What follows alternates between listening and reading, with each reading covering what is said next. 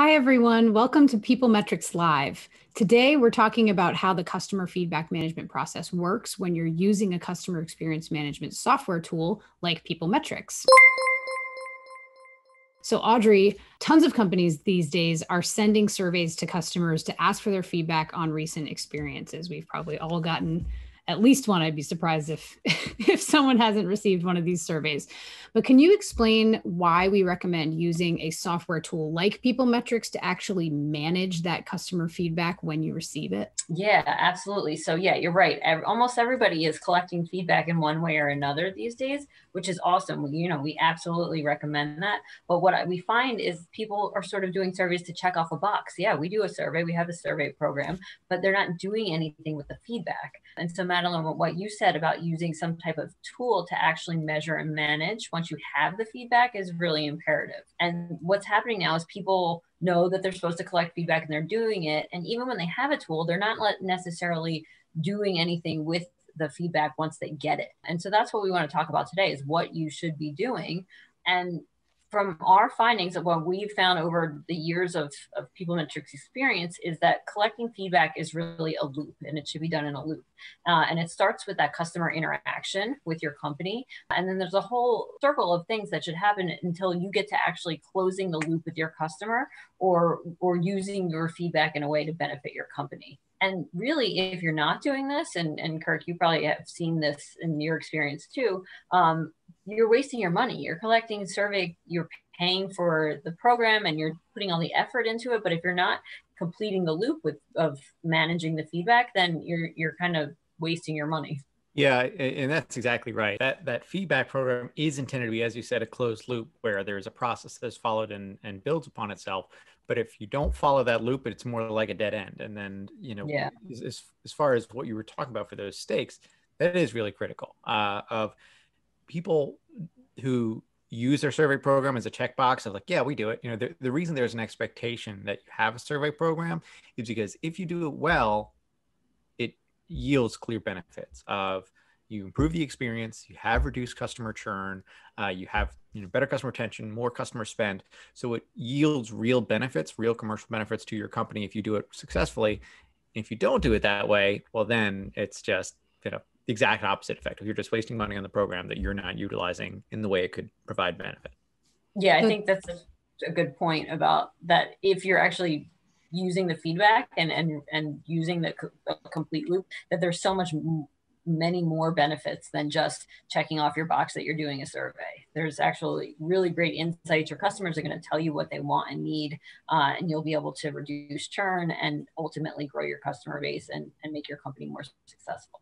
Yeah, it sounds like there might be a misconception that by just having a survey program, your customer experience will improve just by running the survey. But I think what we're going to go into today is seeing kind of how you use all of that to get to those outcomes, Kirk, that you were just mentioning that are so important and why people want to do these types of programs. Yeah. So I think with that said, Madeline, we have that diagram. Would you pull it up for us? So yeah, this is kind of what we were talking about. This is the beginning of the loop. And it starts where that green arrow is, where somebody has an interaction with your company. And then the company tells their survey vendor, which it could be PeopleMetrics or somebody else, about that interaction. And they would say, Kirk stayed at my hotel or went to my bank or called the call center, or any type of interaction they may have. And then would inform the company. And then we would send a survey invitation to that customer to say, hey, we want to get your feedback. And so this is the part of the loop that most people know. And then the customer receives the survey and completes it. And then the data is stored with your survey vendor, with PeopleMetrics or somebody else. But this is what we're talking about. This is where you sort of checked off the box. I have a feedback program. I have all these systems running that gets the customer information to the company, and then the customer gets the survey and they take the survey and like, I'm done. So this is such a good start. You need to be doing this, but there's a whole other part of the loop here that has to happen. Hi, it's Madeline. Thanks for joining us for PeopleMetrics Live. If this is your first time watching, PeopleMetrics Live is a weekly live webinar session where experts from our team answer your questions about customer, employee, and patient experience measurement and management. And sometimes we show you how you can achieve your goals using tools within our experience management platform. We've been doing this for over 2 decades now, and this is a great way for us to share our knowledge with you.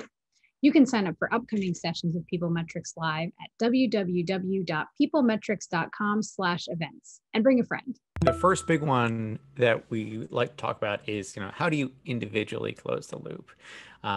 Customer took the time to, well, of course, they had this interaction with you. They took the time to fill out a survey.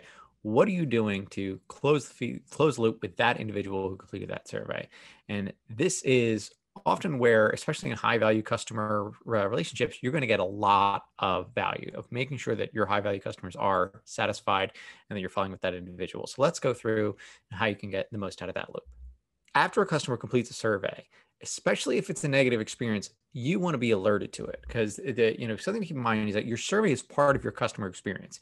If a customer takes the time to fill out a survey and says, I had this terrible experience, I'm very unsatisfied, that just goes off into a void.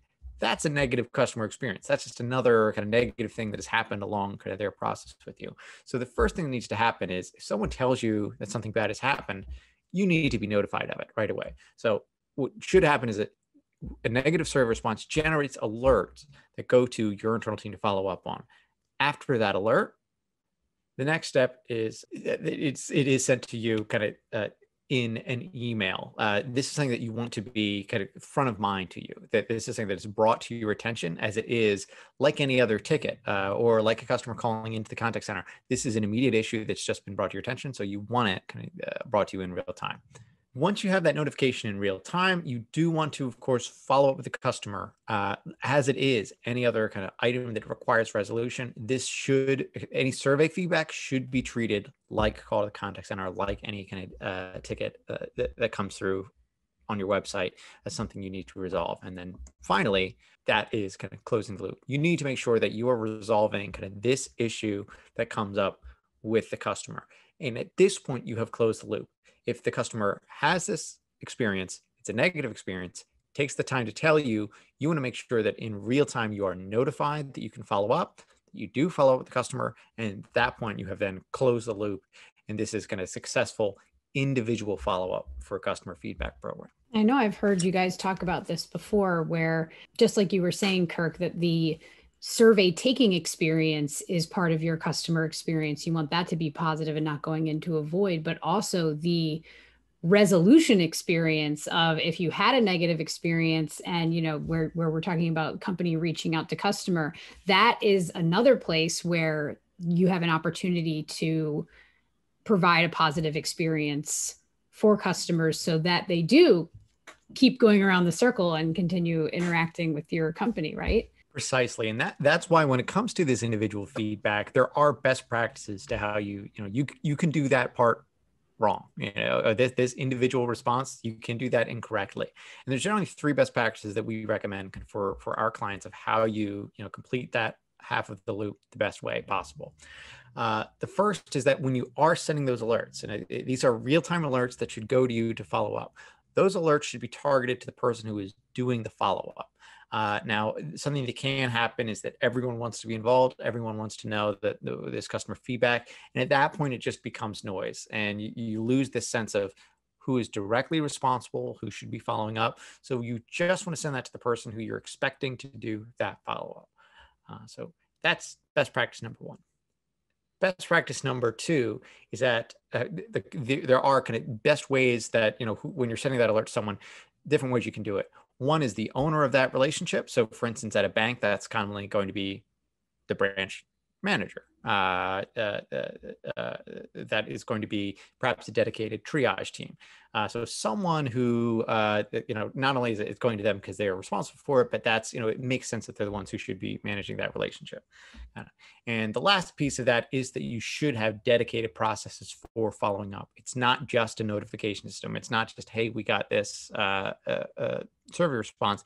It is something where, for our clients to do it the best way, there are expected resolution times when you get negative customer feedback. There are root causes that you have within your system that are supposed to be tagged to these, so you're understanding what's going on, and tracking of actions as far as who is doing what and what is being done to resolve this, as it is part of your customer experience.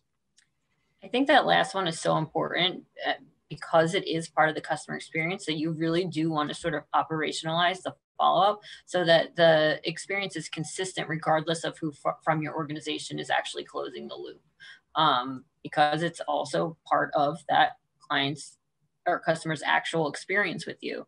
The other thing I wanted to say is, we know that you might have like a large volume of responses, and we're not saying that you need to follow up with every single customer. It's people who specifically had a bad experience or had something that you think is so important that you need to know about and reach out to them.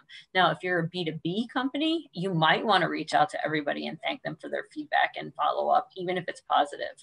And the other thing that we do suggest doing is setting up alerts for very positive experiences the same way you would do for a negative experience. And we've talked about that a lot in other PeopleMetrics lives, but I just wanted to mention it here as well. I'll just note on that. Yeah, I think that's a great point, because these aren't just programs to, beat up on your frontline staff of, what they should have done better.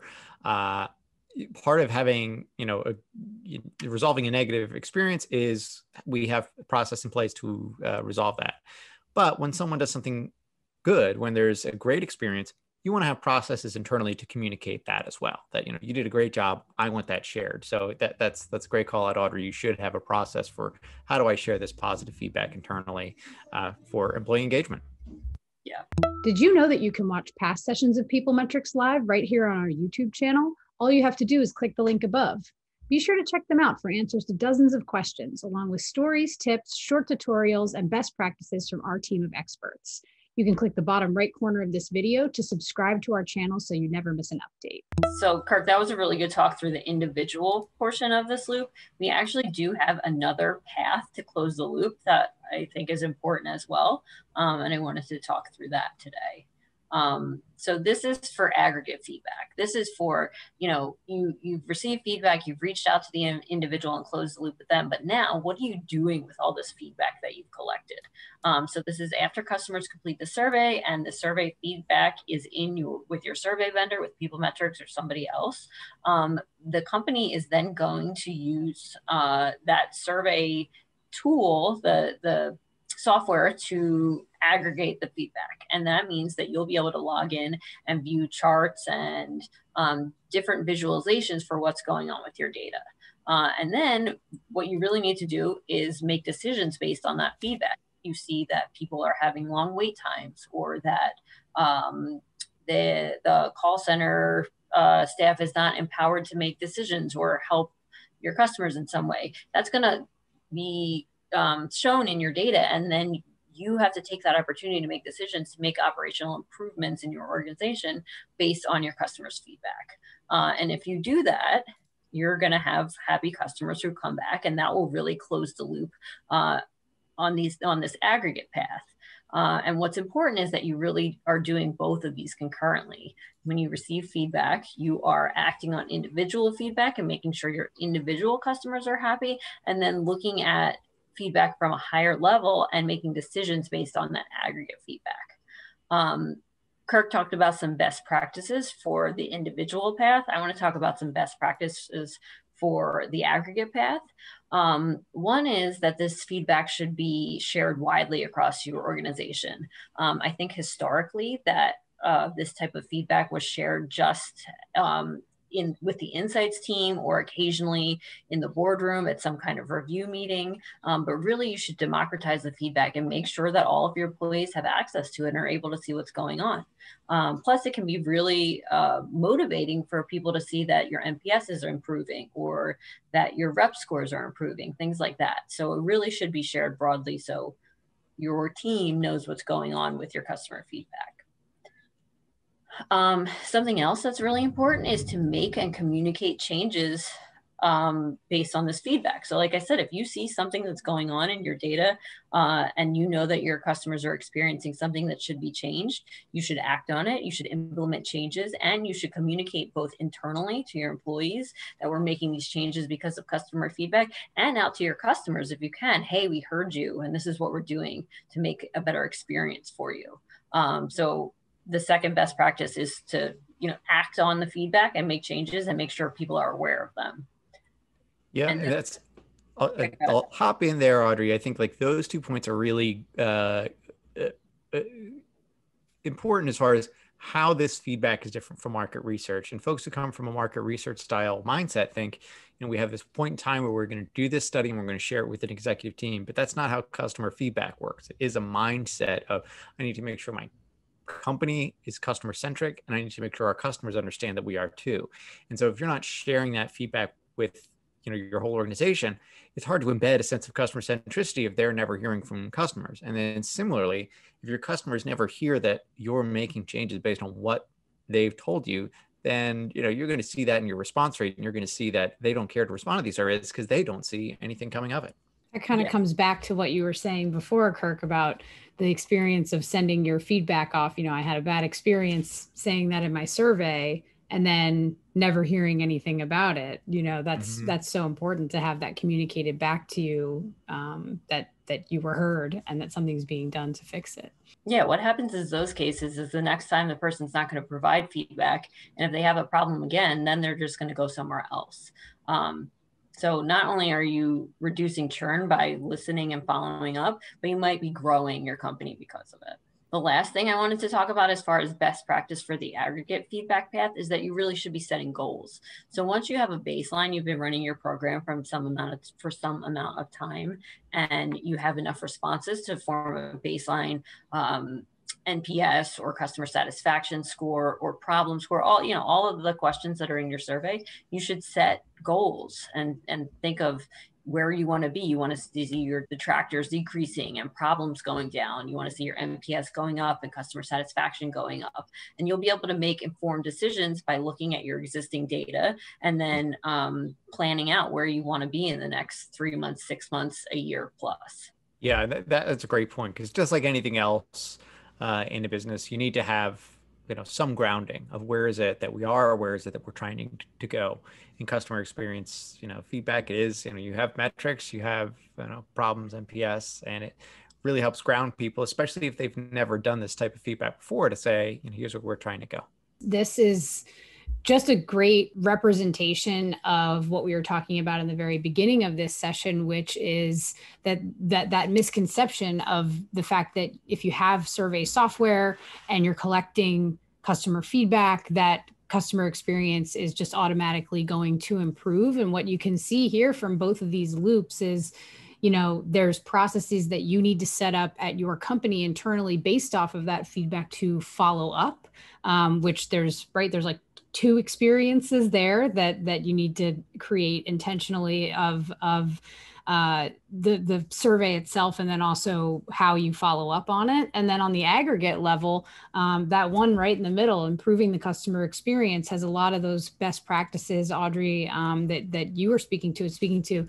What insights are you pulling from that software? And then also, what are you doing internally with those insights to make improvements and have people keep coming back? So thanks for the best practices on both of these. Our founder and CEO, Sean, wrote an amazing book about customer experience management called Listen or Die: 40 Lessons That Turn Customer Feedback into Gold.